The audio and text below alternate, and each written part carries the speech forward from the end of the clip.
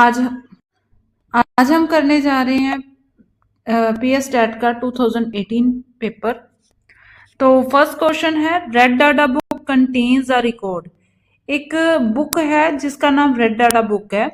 उसके अंदर जितने भी एंडेंजर्ड स्पीशीज हैं, चाहे वो प्लांट्स के हैं चाहे वो एनिमल्स के हैं, उन एंडेंजर्ड स्पीशीज का रिकॉर्ड रेड डाटा बुक के अंदर रखा गया है।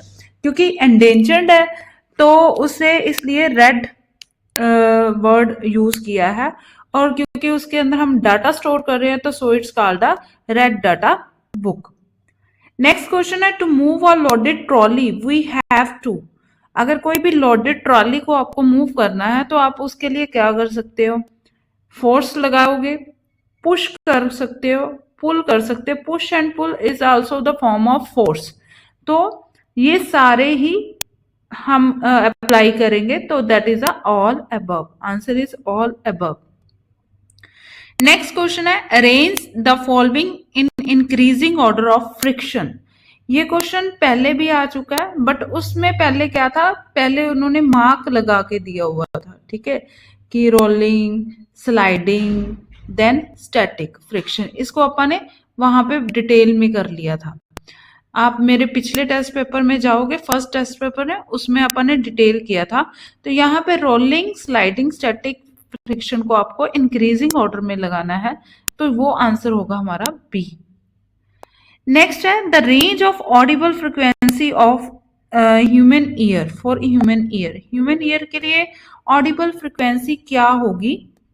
तो ऑडिबल फ्रिक्वेंसी जो ह्यूमन ईयर की होती है वो होती है 20 हर्ट्ज टू 20,000 हर्ट्ज। इसके ऊपर भी बहुत सारी आवाजें होती हैं जो हमें सुनाई नहीं देती, जैसे बैट भी जो है वो अल्ट्रासोनिक वेव्स छोड़ती है जो हमें नहीं सुनाई देती, ठीक है। जैसे हम कहते हैं ना कि डॉग को पहले पता लग जाता है हर चीज की आहट का, तो वो इसी वजह से कि उनकी जो रेंज होती है सुनने की वो बहुत ज्यादा होती है, हम उतनी रेंज पे सुन नहीं पाते। नेक्स्ट है, plating is done on a car parts. Car parts के ऊपर जो प्लेटिंग होती है, बैथ, टैप्स एंड व्हील्स, रिम, वो कौन सी प्लेटिंग करते हैं? क्रोमियम की, टिन की, एल्युमिनियम की, कौन सी? तो प्लेटिंग जो होती है कार के पार्ट्स के में वो क्रोमियम की प्लेटिंग होती है। नेक्स्ट है, is it possible to predict when where the earthquake may occur? No, अभी तक कोई साइंस का कोई इंस्ट्रूमेंट नहीं है जो वेव को, अर्थक्वेक की वेव को पहले ही प्रिडिक्ट कर सके। इसके लिए हाँ, जब अर्थक्वेक आ जाए उसके बाद जो प्रेडिक्शन होती है कि ये इतने पॉइंट का अर्थक्वेक आया, तो उसमें सेस्मोग्राफ को यूज किया जाता है।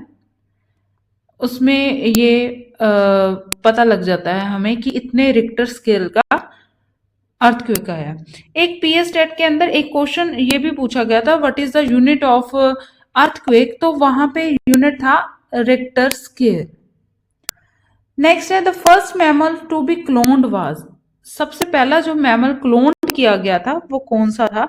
मैमल्स कौन से होते हैं? मैमल्स वो होते हैं जिनके बॉडी पे हेयर्स हों, मेनली, ठीक है, मेनली उनकी बॉडी पे हेयर्स हों, वो मैमल्स कहलाते हैं।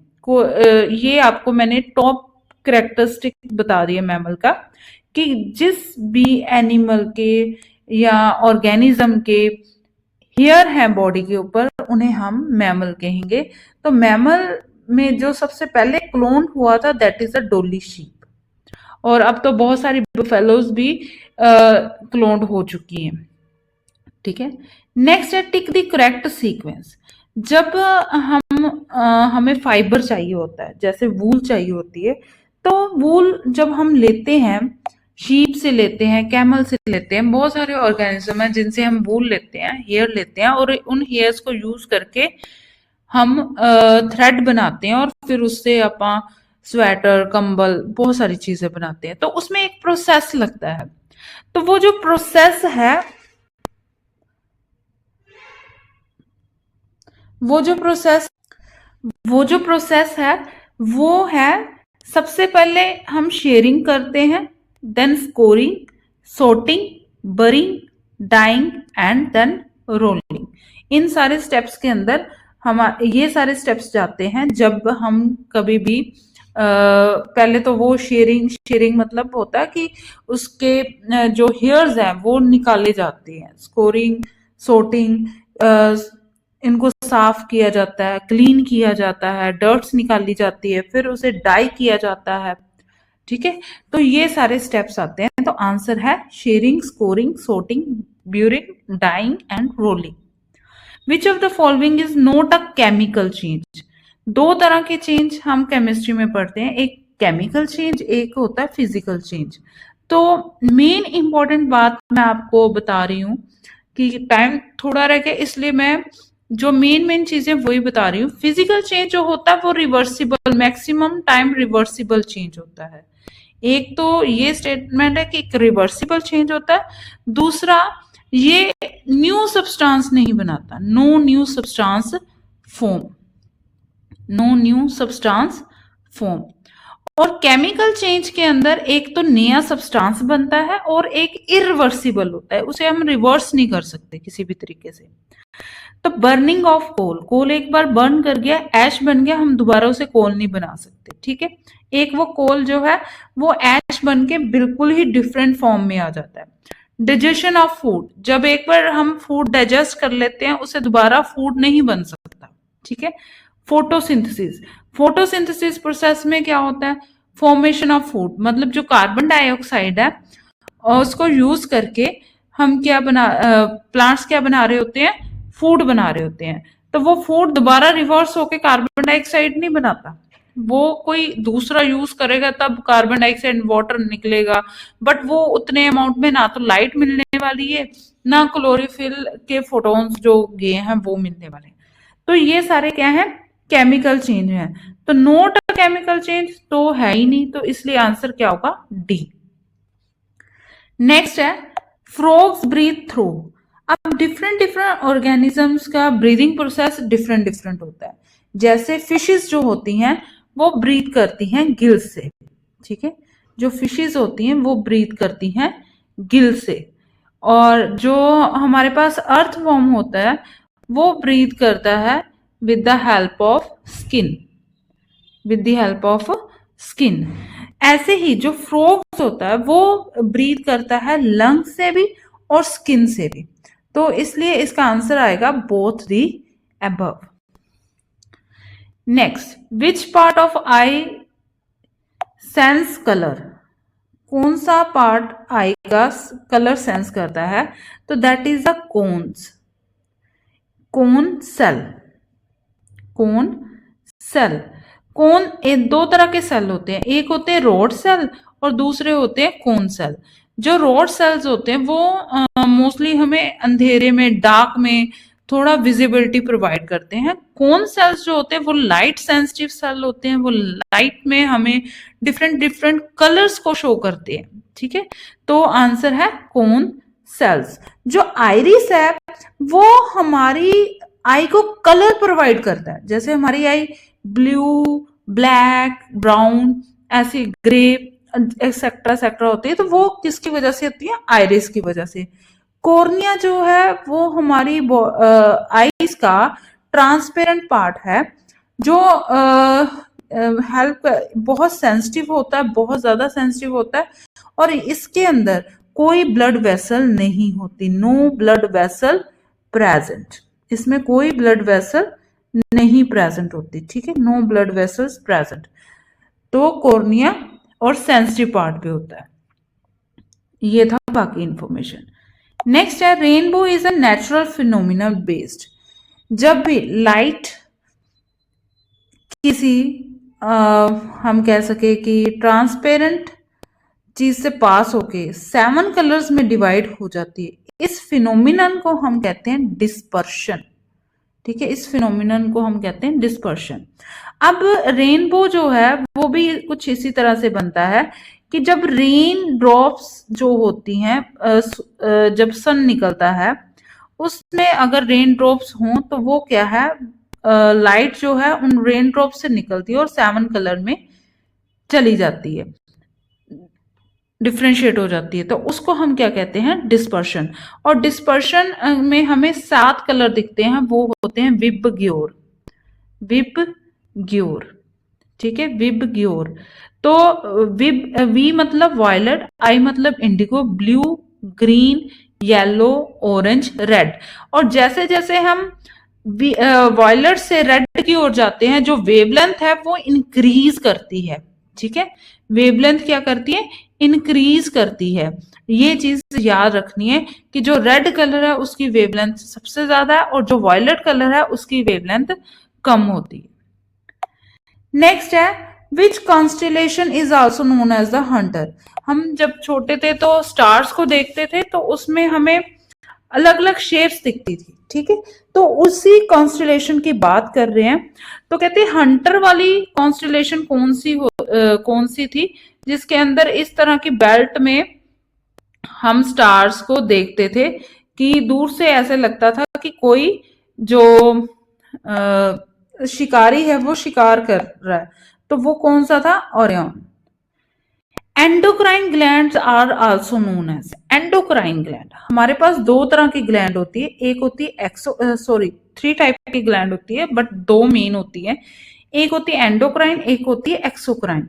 जो एंडोक्राइन ग्लैंड है उसको हम डक्टलेस ग्लैंड बोल देते हैं, डक्टलेस। अब कैसे डक्टलेस बोलते हैं, एक ग्लैंड इस तरह की है, ठीक है, अब ये डक्ट है और ये ग्लैंड है, ठीक है, इसको बोलेंगे एक्सोक्राइन ग्लैंड। बट जिसके अंदर इस तरह की कोई डक्ट नहीं हो, ये वाली चीज ना हो, तो उस ग्लैंड को हम कहेंगे डक्टलेस ग्लैंड। अब जो डक्टलेस ग्लैंड है उसका फंक्शन क्या है, डक्टलेस ग्लैंड जो होती है ये हार्मोन्स को सिक्रीट करती है, ये याद रखना है कि ductless gland secretes the hormones. Next है generally metallic oxides are, metallic oxides, oxides क्या होते हैं, जब भी किसी मेटल के साथ ऑक्सीजन कंबाइन कर जाए उसे हम ऑक्साइड्स कहते हैं। मेटल जैसे सोडियम हो गया, सोडियम के साथ ऑक्सीजन आके लग गया तो क्या बन गया, सोडियम ऑक्साइड। फिर मेटल जैसे हमारे पास मैग्नीशियम है, ठीक है, मैग्नीशियम के साथ आके लग गया ऑक्सीजन, ये क्या बन गया, मैग्नीशियम ऑक्साइड, ठीक है। ऐसे ही मेटल जैसे आयरन है, आयरन के साथ आके ऑक्सीजन लग गया तो ये बन गया फेरिक्स ऑक्साइड, ये होती है ऑक्साइड्स। तो कहते हैं कि जो मेटेलिक ऑक्साइड्स है वो किस नेचर की होती है, एसिडिक होती है, बेसिक होती है, न्यूट्रल होती है। तो जनरली जो मेटल ऑक्साइड्स होती हैं वो क्या होती हैं, बेसिक इन नेचर, और जो नॉन मेटल ऑक्साइड्स होती हैं वो होती है acidic in nature. Next, which of the following is non metal catches fire if we expose to air, कौन सी नॉन मेटल है जो फायर कैच कर लेगी। अगर मेटल की बात करें तो मेटल में हमारे पास आता है सोडियम, सोडियम का सिंबल है Na, ठीक है, ये बहुत जल्दी फायर कैच कर लेता है एयर के अंदर। और एक होता है पोटाशियम, पोटाशियम का सिंबल K है और ये भी बहुत जल्दी फायर कैच कर लेता है पानी और एयर में, इसलिए इन दोनों को हम रखते हैं क्या कहते हैं उसको, मिट्टी के तेल के अंदर, कैरोसिन ऑयल के अंदर, ठीक है, कैरोसिन ऑयल के अंदर इनको डिप करके रखते हैं, ये चीज याद रखना। बट अगर हम नॉन मेटल्स की बात करें, नॉन मेटल्स में आएगा फास्फोरस। अब जो फास्फोरस है वो हमारे पास 3 तरह के फास्फोरस आर प्रेजेंट, एक प्रेजेंट है ब्लैक, ठीक है, एक ब्लैक फास्फोरस होता है, एक रेड फास्फोरस होता है और एक व्हाइट फास्फोरस होता है। जो व्हाइट फास्फोरस होता है वो ऑक्सीजन जैसे ही उसको मिलती है वो क्या है, फायर कैच कर लेता है। तो फास्फोरस में भी अगर कोई पर्टिकुलर फास्फोरस पूछा जाए जो फायर कैच कर ले एयर में, that is a white phosphorus, और वैसे यहां पे आंसर आएगा phosphorus. Which of the following is false, क्या फॉल्स है, fertiliser are prepared in factories, ये तो ट्रू है, fertiliser provide humus to the soil, humus to the soil, ये रोंग है, ठीक है, ये रोंग है, क्योंकि फर्टिलाइजर जो है फैक्ट्रीज में प्रिपेयर होते हैं, इनऑर्गेनिक सॉल्ट्स होते हैं, बहुत जल्दी सॉइल में न्यूट्रिएंट्स दे देते हैं, बट ये कभी भी ह्यूमस नहीं देते स्वाद के अंदर, ठीक है। तो ये आंसर गलत है। Next question, titration incorporate which of the following domain of the learning. Titration, titration हम करते हैं केमिस्ट्री के अंदर। उसके अंदर हम क्या करते हैं, हम देखते हैं कि कितने टाइम में कोई चीज एसिडिक है, वो बेसिक हमें एसिडिक करेक्टर अगर किसी का देखना है तो हम उसको ब्यूरेट में डाल के लिक्विड उसमें देखते हैं, उस प्रोसेस को हम टाइट्रेशन कहते हैं। तो टाइट्रेशन में कॉग्निटिव, अफेक्टिव और साइकोमोटर कौन सी जो लर्निंग डोमेन हमें सीखने को मिलता है। तो जो कॉग्निटिव डोमेन होता है वो हेल्प करता है अंडरस्टैंडिंग द कंसेप्ट और कैलकुलेशन, ठीक है। कंसेप्ट और कैलकुलेशन कि कितने ड्रॉप्स हमने डाली तो उसका पिंक कलर आ गया सोल्यूशन का, ठीक है। तो उसको कैलकुलेट करना पड़ेगा, उसका कंसेप्ट समझना पड़ेगा कि कैसे वो पिंक कलर आ गया, ठीक है। एक आती है साइकोमोटर। साइकोमोटर स्किल में हम एक्सपेरिमेंट परफॉर्म करते हैं, ठीक है, परफॉर्मिंग अ एक्सपेरिमेंट, तो ये भी सीखते हैं, ठीक है। और इफेक्टिव डोमेन में हम इंटरेस्ट देखते हैं, इंटरेस्ट और careful attitude, interest and careful attitude, ठीक है। ये चीजें अपा देखते हैं इफेक्टिव डोमेन में।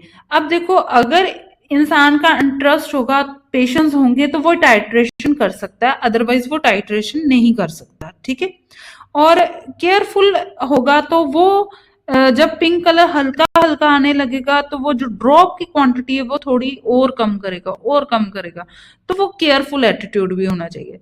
तो इसलिए टाइट्रेशन प्रोसेस के अंदर ये तीनों चीजें लर्निंग डोमेन में आती हैं। तो ऑल द अबव आंसर है।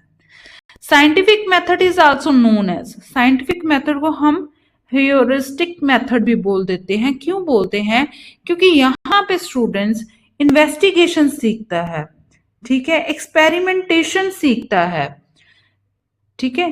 तो ये सारे साइंटिफिक मेथड से सिमिलर है, so it's name is heuristic method भी बोल देते हैं। Next, which of the following method is based upon the learning by doing.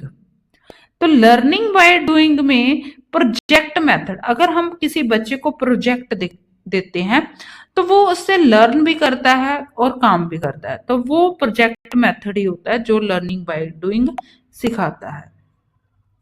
Next है, which of the following is best approach for teaching science and achieving teaching science for achieving the psychomotor objectives.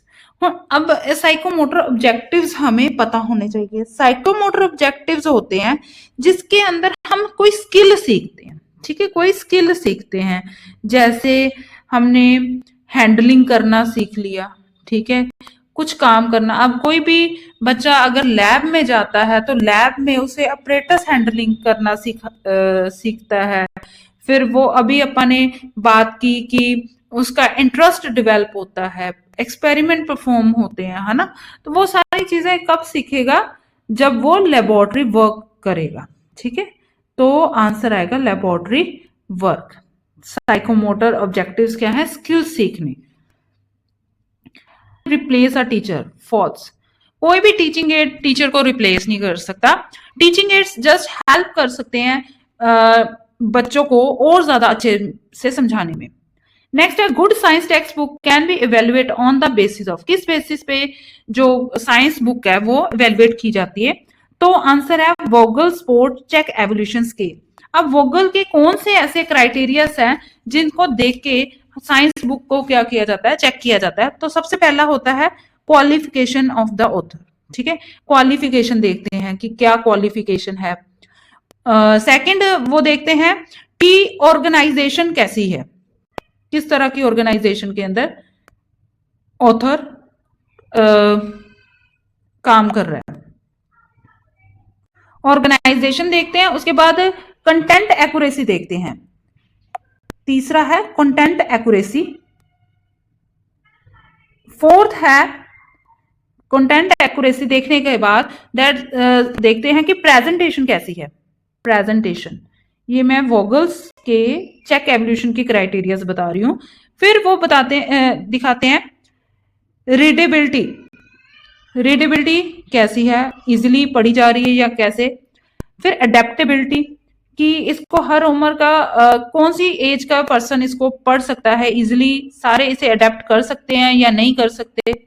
Then वो देखते हैं आपके पास next जो adaptability के बाद देखते हैं वो है teaching ads, teaching ads illustration किस तरह से वहां पे एग्जांपल्स दी हैं, और उसकी फिजिकल, लास्ट में देखते हैं कि बुक की फिजिकल अपीयरेंस किस तरह से है। ठीक है, ये चीजें देखी जाती है वोगल्स चेक एवोल्यूशन में। नेक्स्ट है evaluation in science should be based upon, evaluation किस पे डिपेंड करता है, written type test, performance type test, a variety of techniques और नन ऑफ बोथ। अगर हम साइंस टेस्ट की बात करें तो साइंस में बहुत सारी चीजें देखी जाती हैं। रिटन टेस्ट भी देखा जाता है कि बच्चा उनको कितनी नॉलेज है, ठीक है, कितनी नॉलेज उससे ग्रैब की हुई है। फिर बच्चे की हम एक्सपेरिमेंट भी देखते हैं, प्रैक्टिकली देखते हैं कि वो एक्सपेरिमेंट परफॉर्म कर पाता है या नहीं, क्योंकि कुछ बच्चे जो होते हैं प्रैक्टिकली बहुत अच्छा करते हैं।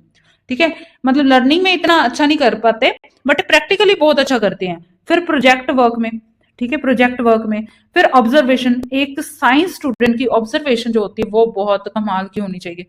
ठीक है, मतलब वेराइटीज ऑफ टेक्निक है हमारे पास, तो इसका आंसर है वैरायटी ऑफ टेक्निक्स। नेक्स्ट है remedial teaching, remedial teaching is based upon, अगर किसी बच्चे को हमें रेमेडियल टीचिंग देनी है वो किसके बेस पे होगी, प्लेसमेंट एवोल्यूशन नहीं, फॉर्मेटिव एवोल्यूशन नहीं, समेटिव एवोल्यूशन नहीं, that is on the base of diagnostic testing, कि हम बच्चे को क्लास में टेस्ट करेंगे कि वो किस तरह से पढ़ रहा है, किस चीज में वीक है, ठीक है, उसकी वीकनेस फाइंड करके फिर ही हम रेमेडियल टीचिंग की बात करेंगे।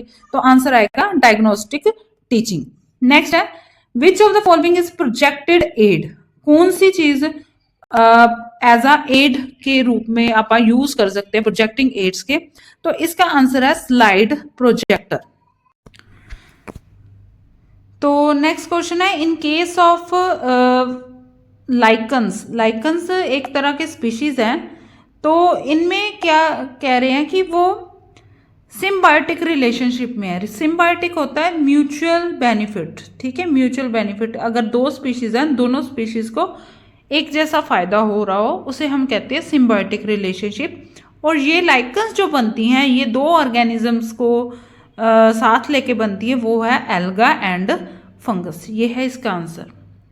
नेक्स्ट है which of the following will take maximum time to degenerate, अगर हम किसी चीज को फेंक दे तो उसे डीजनरेट होने में कितना टाइम लगेगा और किस चीज को, that are the metal cans.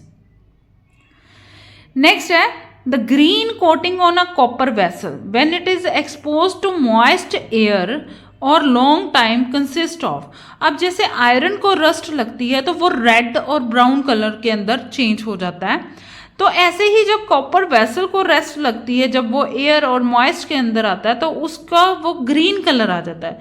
तो वो कहते हैं कि ग्रीन कलर किसकी वजह से होता है, तो जो ग्रीन कलर होता है वो होता है कॉपर हाइड्रोक्साइड और कॉपर कार्बोनेट की वजह से। अब मैं इसके आपको सिंबल भी बता देती हूँ, कॉपर हाइड्रोक्साइड, ठीक है, हाइड्रोक्साइड, और आपके पास आएगा कॉपर कार्बोनेट, ठीक है, CO3 को हम कार्बोनेट कहते हैं, OH को हम हाइड्रोक्साइड कहते हैं। तो कॉपर हाइड्रोक्साइड और कॉपर कार्बोनेट जो है वो बनाएंगे green colour on a copper vessel, जो ग्रीन कलर है कॉपर वेसल का वो इन दो की वजह से होता है। ऐसे ही जब सिल्वर जो है वो एयर और मॉइस्ट के कंटेंट में आते हैं वो बना देता है सिल्वर ऑक्साइड जो ब्लैक कलर का होता है, ठीक है। बिटुमेन अ पेट्रोलियम प्रोडक्ट, ये एक पेट्रोलियम प्रोडक्ट है, ठीक है, तो ये इसको किस में यूज किया जाता है, इसको रोड सरफेसिंग के लिए यूज किया जाता है। तो होप आपको ये पसंद आया होगा, तो लाइक करें, शेयर करें, सब्सक्राइब करें। Thank you and have a nice day.